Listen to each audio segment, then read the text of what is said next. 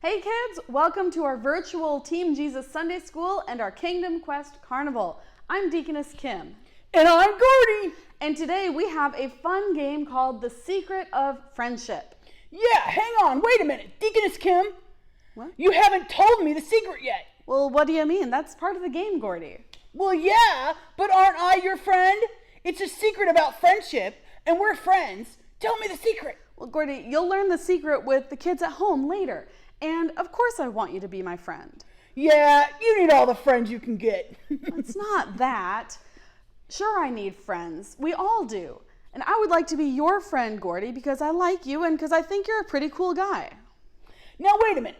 You want to be my friend, even though sometimes I make jokes about you? Yes, even if you make jokes about me. I would like to be a true friend. And today we're going to learn what a true friend is. Well, I already know. A true friend is someone who always gives his friend a candy bar. That is what really makes a true friend. So, where's my candy bar? Gordy, I don't have a candy bar, but if I did, I would share it with you. Well, I want someone who has a candy bar to be my true friend. Gordy, true friendship is more important than candy bars. God tells us what he thinks a true friend is. Does it have to do with a candy bar? Well, it does have to do with sharing and giving of yourself, but it takes more than candy bars. What does it take? We'll find out at the Secret of Friendship Carnival booth today. This is how the game works. You'll have 3 shots to hit any of the 5 targets. Every time you knock down a target, it'll reveal a word. The final phrase of all the words together will finish the sentence, God's idea of true friendship is what? Let's see if we can figure it out together. All right, we are ready to play our game, The Secret of Friendship. Again, here's the sentence that we're trying to finish. God's idea of true friendship is what? We have 5 targets. We have 3 shots. Gordy, you'll have 3 shots to try to uncover clues and guess what the phrase is. Okay, here I go. Whoa, that says love. Good shot. Yo, that one says love too. All right, what do you think it's going to mean? One No more shot. clue. Let's go. One more. Oh, you hit it. I'll knock it for you. Oh, thanks. That says yourself. All right, so what do you think? Can you guess what God's idea of true friendship is? Love yourself. Love yourself. Right? Love yourself is in there, right? But I think there's more to it than that. Here, I am your friend, Gordy, so let me take a couple of shots, and I'll see if I can help you. Okay. Oh, I missed.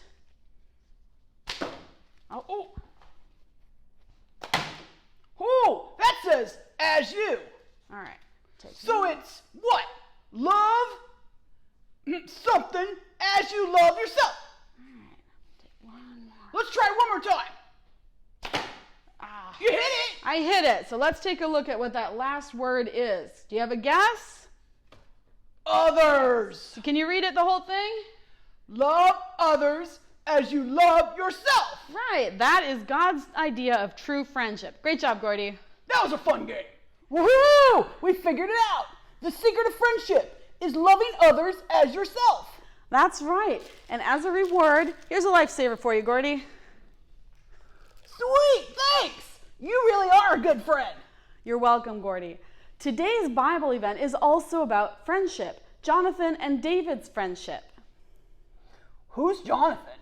Well, Jonathan was King Saul's son. Jonathan was also a very good friend of David. Jonathan loved David as much as he loved himself. Because of his love, Jonathan was a real lifesaver. What did he do? Save the world from an alien invasion? From an alien? No, Gordy. But let's listen to today's Bible event. It will be told by a servant boy who was assigned to Jonathan, King Saul's son.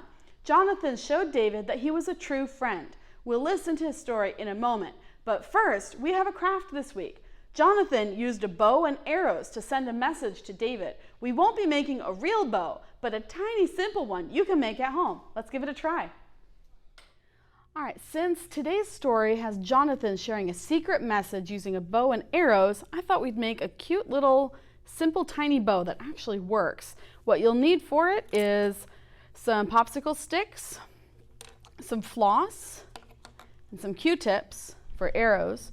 And then you also need a scissors or knife and some water. All right, so this is how you do it. You take your popsicle stick and you're going to cut little notches on each side that you'll tie the string in. So just cut it in kind of like that, right? And then when you're done, it should look like this. Have notches on each side, okay? What you do with this then is you put it in some water, make sure it's submerged, and you're going to let that soak for a while, probably at least an hour. So set it up and then go and play or something like that. This one's been soaking for a while, and the reason you soak it is so that it's more able to be bent. All right? So once you can bend it, you take your floss or string or rubber band or whatever you want to try to use. And you're going to tie it around one side.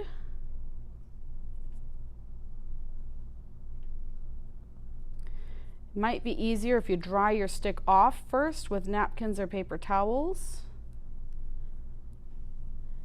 Tie it on the one side. Okay. Just like that. Make sure it's tied on good and tight. And then carefully, you might have to go slow so you don't break it, but you're going to carefully bend it, wrap it around the other side, pull it nice and tight so it's kind of a bow shape like that, and then tie that side off too.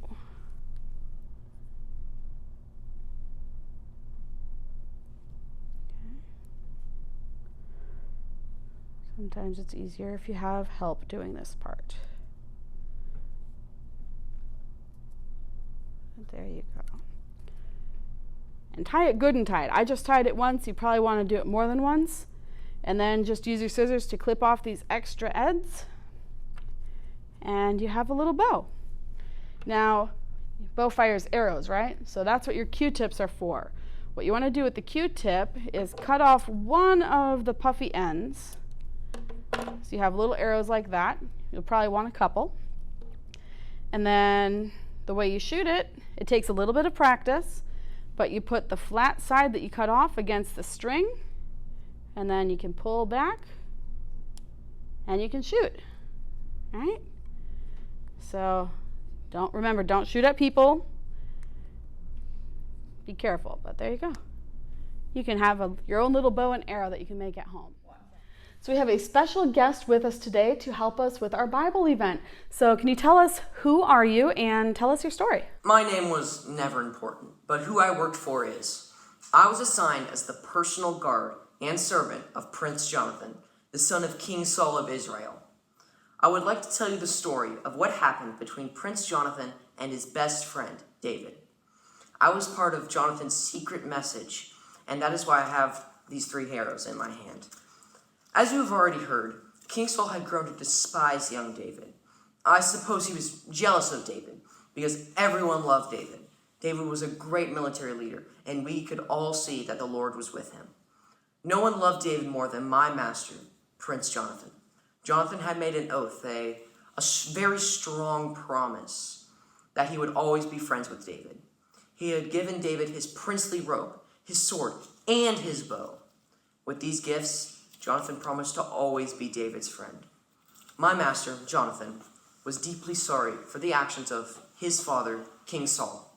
He was ashamed that the king could be so angry against David. David was worried for his life, and Jonathan did all he could to protect him. Jonathan told David that his father did not do anything first without consulting him. King Saul always talked his plans over with Jonathan. Jonathan told David, "Don't worry. If he plans to harm you, I will certainly tell you first."